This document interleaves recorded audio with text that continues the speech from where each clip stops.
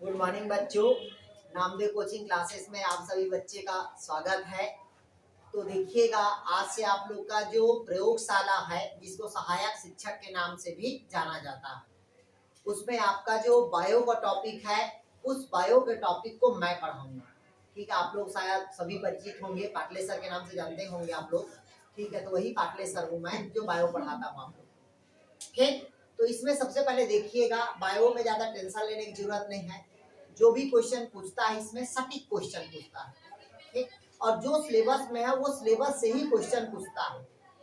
वो कभी काल है कि अलग से क्वेश्चन दे दिया, लेकिन पिछले बार शायद मेरे से जो बच्चे पढ़े थे, ठीक है, वो पूरे क्वेश्चन सिलेबस से ही बना था। ठीक, और शायद बायो पिछले बार सरल भी आया था, तो हो सकता है इस बार टफ आए। पिछले बार केमिस्ट्री फिजिक्स टफ आया था, हो सकता है बायो इस बार टफ आएगा।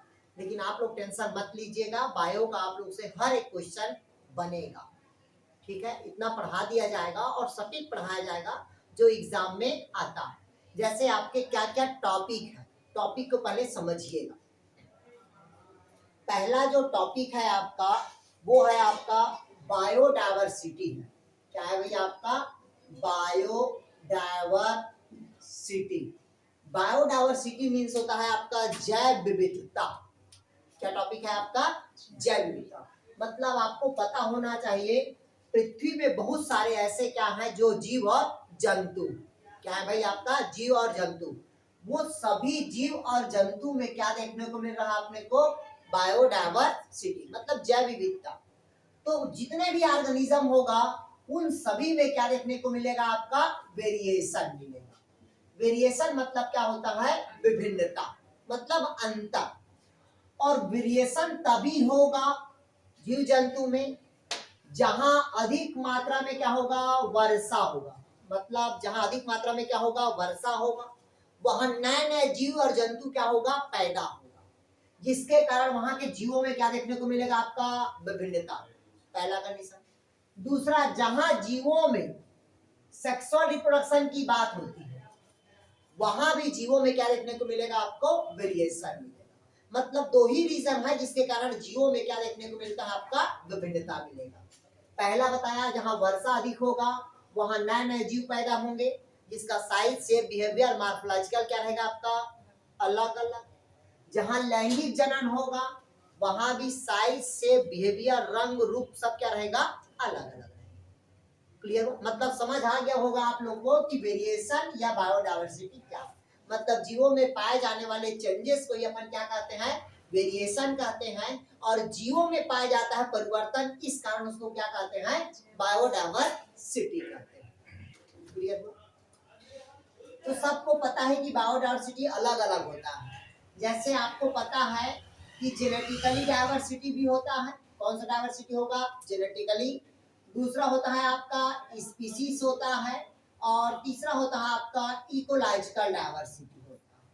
इसी तीनों के आधार पर अभी तक, आज तक पृथ्वी में जो भी जीव जंतु है वो 1.7 मिलियन जीव और जंतु।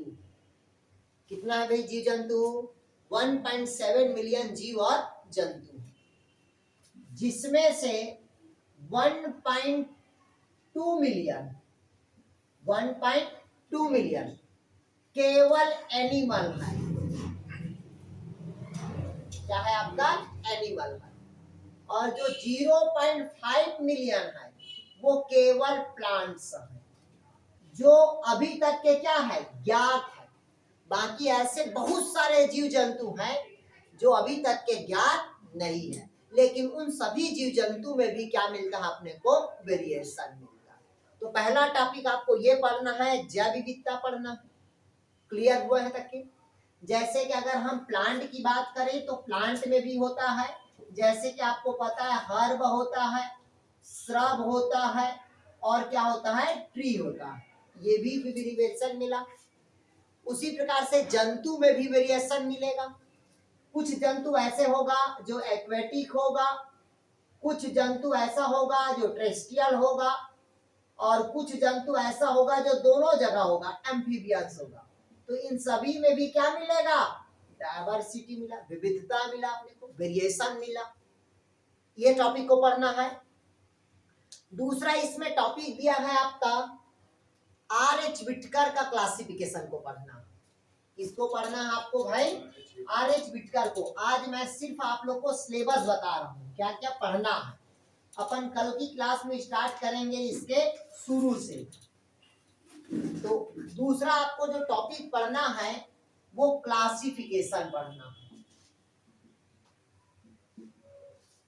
जिसमें आपका है RH विटकर का क्लासिफिकेशन है। इसका है RH विटकर। तो इसके पहले भी मैं आप लोग को क्लासिफिकेशन पढ़ाऊंगा, जिसमें से रहेगा आपका RH विटकर का तो 5 जगत किंगडम है, मतलब 5 किंगडम क्लासिफिकेशन।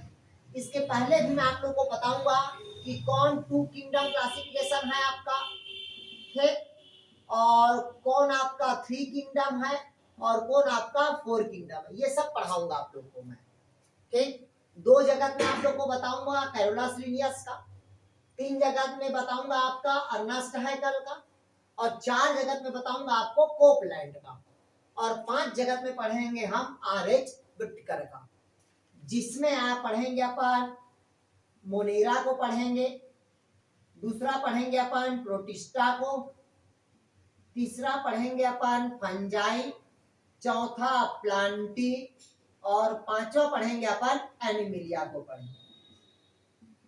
यही 5 को अपन पढ़ेंगे, ये वर्गीकरण में पढ़ेंगे। क्लियर हुआ तक? इसके बाद आपका जो टॉपिक होगा वो पढ़ेंगे फिर अपन सेल पढ़ेंगे। क्या पढ़ेंगे इसके बाद? सेल। तो पहला अपन क्या पढ़ेंगे? बायोडायवर्सिटी। दूसरा क्या पढ़ेंगे अपन? क्लासिफिकेशन। और तीसरा जो टॉपिक पढ़ेंगे वो सेल पढ़ेंगे। क्या पढ़ेंगे भाई अपन? सेल। सेल मीन्स क्या पढ़ेंगे अपन? कोशिका पढ़ेंगे। तो कोशिका में 2 कोशिका पढ़ेंगे अपन। पहला प्रोकैरियोटिक सेल और दूसरा होता है आपका यूकैरियोटिक सेल। लेकिन आप लोग नामदेव क्लासेस में आए हो, इस कारण आपको 3 टाइप के भी सेल पढ़ाया जाएगा, ठीक, जिसको कहते हैं अपन मीजोकैरियोटिक सेल। अभी तक के आप लोग कितने पढ़े होंगे? 2 पढ़े हो, लेकिन एक नया प्रकार का देखने को मिलेगा जिसको कहते हैं अपन मीजोकैरियोटिक सेल। क्लियर हुआ है तक के? क्लियर हुआ है तक के? तो ये सेल में पढ़ेंगे अपन। क्लियर हुआ? फिर इसके बाद पढ़ेंगे अपन सेल ऑर्गन्स पढ़ेंगे। क्या पढ़ेंगे अपन? सेल ऑर्गन, जिसको कहते हैं कोशिका अंग पढ़ेंगे, जिसमें आपका माइटोकॉन्ड्रिया पढ़ेंगे, क्लोरोप्लास्ट पढ़ेंगे, गोल्जी बॉडी पढ़ेंगे, एंडोप्लाज्मिक रेटिकुलम पढ़ेंगे, लाइसोसोम पढ़ेंगे, न्यूक्लियस पढ़ेंगे, न्यूक्लियोलस पढ़ेंगे। क्लियर हुआ? और राइबोसोम पढ़ेंगे। ये सभी क्या पढ़ेंगे भाई अपन? कोशिका अंग पढ़ेंगे, जहां से क्वेश्चन आता ही है। आ गया समझ आता है? तो पहला इसमें से क्या पढ़ लिए? सेल पढ़े, प्रोकैरियोटिक सेल पढ़ेंगे, यूकैरियोटिक पढ़ेंगे, मीजोकैरियोटिक पढ़ेंगे, और क्या पढ़ेंगे अपन? सेल ऑर्गन पढ़ेंगे। ये है। अब सेल से रिलेटेड अपन सेल डिवीजन पढ़ेंगे। क्या पढ़ेंगे भाई? सेल डिवीजन पढ़ेंगे। तो अपन सेल डिवीजन 2 प्रकार के ही पढ़ेंगे। ए माइटोसिस को नहीं पढ़ेंगे, जनरली अपन 2 ही पढ़ेंगे। पहला माइटोसिस पढ़ेंगे और दूसरा अपन क्या पढ़ेंगे? मियोसिस पढ़ेंगे। इसमें जो पेरेंट सेल और डॉटर सेल, मतलब इसमें जो डॉटर सेल होगा वो अपने पेरेंट सेल में क्या होगा? आपका इक्वल होगा, इस कारण इसको माइटोसिस कहेंगे। मियोसिस में इसके जो डॉटर सेल होंगे, ठीक, इसके जो डॉटर सेल होंगे वो अपने पेरेंट सेल से क्या होंगे? हाफ होंगे, इस कारण इसको मियोसिस कहेंगे। ये पढ़ेंगे अपन, जहां से क्वेश्चन अधिकतर पूछता है मियोसिस से।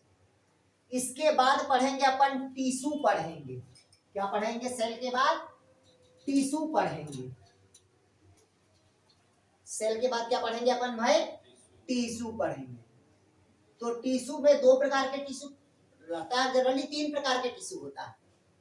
पहला होता है आपका सिंपल टिश्यू पढ़ेंगे, दूसरा अपन कॉम्प्लेक्स टिश्यू पढ़ेंगे, और तीसरा जो पढ़ेंगे वो स्पेशल टाइप से टिश्यू पढ़ेंगे। ये तीनों प्लांट्स में भी पढ़ेंगे और एनिमल्स में भी पढ़ेंगे। क्लियर हुआ? टिश्यू के बाद हम पढ़ेंगे अपन पढ़ेंगे आर्गन सिस्टम पढ़ेंगे। आर्गन सिस्टम, आर्गन सिस्टम में पढ़ेंगे अपन अंग तंत्र पढ़ेंगे, जिसमें मनुष्य का रहेगा अंग तंत्र। ठीक, जिसमें से 5 होता है। पहला अपन पढ़ेंगे डाइजेस्टिव सिस्टम, दूसरा पढ़ेंगे अपन रेस्पिरेशन,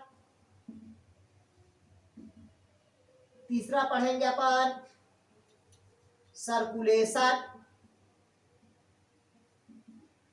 चौथा पढ़ेंगे अपन रिप्रोडक्शन,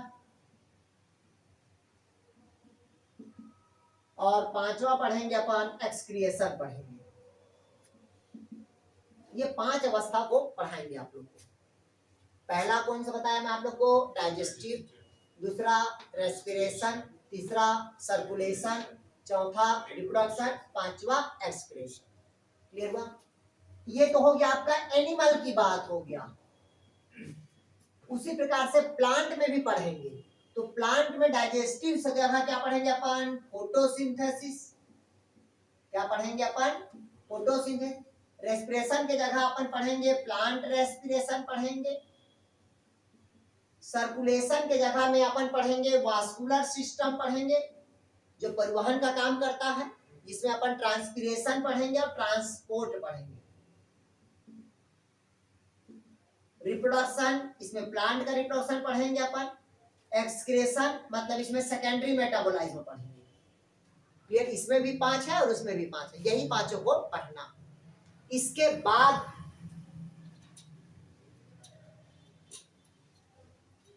बाद पढ़ेंगे अपन जेनेटिक्स पढ़ेंगे।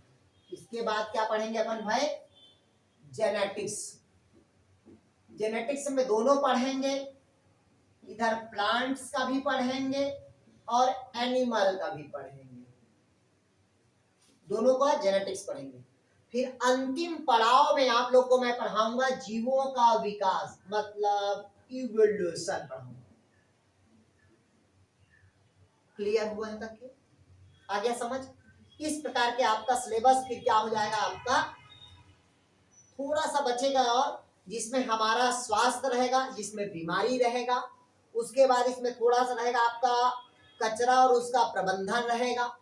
ठीक, ये सब टॉपिक आपका रहेगा। उसके बाद फिर आपका बायो क्या हो जाएगा, आपका समाप्त हो जाएगा। इतना टॉपिक केवल कितना नंबर का आएगा? तो 20 नंबर का। क्लियर है? 20 नंबर को तो नहीं फंसेगा, लेकिन 18 मतलब 17 से 18 क्वेश्चन सेम कॉपी से ही आएगा। 17 से 18 क्वेश्चन, इतना वादा करता हूं मैं। ठीक, जो कॉपी में लिखा रहोगे वही सब क्वेश्चन आएगा। इतना पढ़ डालेंगे हम, कोई भी ऐसा टॉपिक नहीं है जिससे छूटेगा हमारा। ठीक है, तो आज आप लोग इतना ही सिलेबस का पढ़ के कल आप लोग आइएगा। ठीक है।